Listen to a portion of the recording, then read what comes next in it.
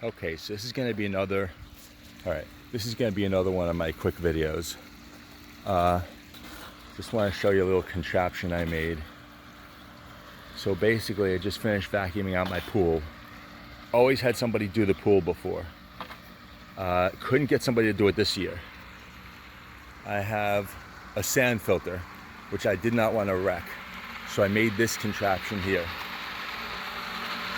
Basically, it's an in-ground pump, a little bit of plumbing, and a small cartridge filter. And a waterproof one of these.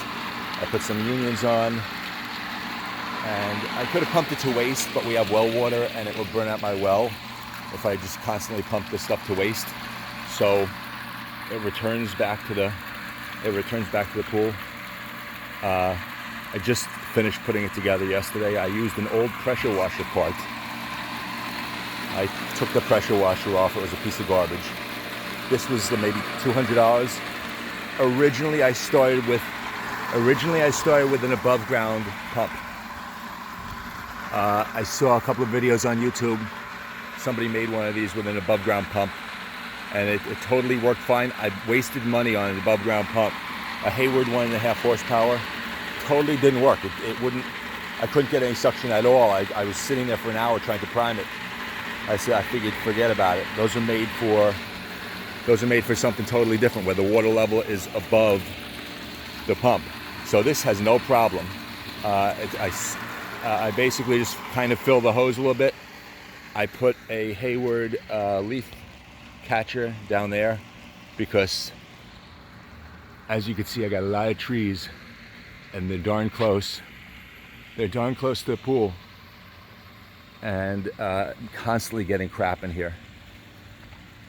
We haven't been in this yet. I should have taken some videos of initially vacuuming it with this thing, because it worked like a champ. Within about 5 minutes, I got the whole pool done. Very good feeling after I wasted a ton of time with the plumbing on the above ground pump and that whole thing, and it didn't work at all. I spent a lot of time trying to get that to work. So that's it. Like I said, if I had a cartridge filter, maybe I could just put this in the put the line into the skimmer basket. But because it's a sand filter and it's relatively old, it really, I didn't want to get all this sand and all the dirt into that filter. So this is a really good way to take care of it. It's a Hayward 1.5 horsepower. The pump was about $400, give or take. I would say all in, maybe the plumbing was another $100 total. The unions were maybe not. The unions were maybe $10 a piece. I got like 3 of them on there. The pump, $400. The filter, maybe $200 on eBay, and it works like a champ. I totally didn't need. This is watertight. Not that it matters. I got one of these that sits outside of my main pool pump, a 24/7 365. This can be moved. You can actually transport this thing if you so desire. I did as watertight as I could. Of course, in typical me fashion, look how close it is.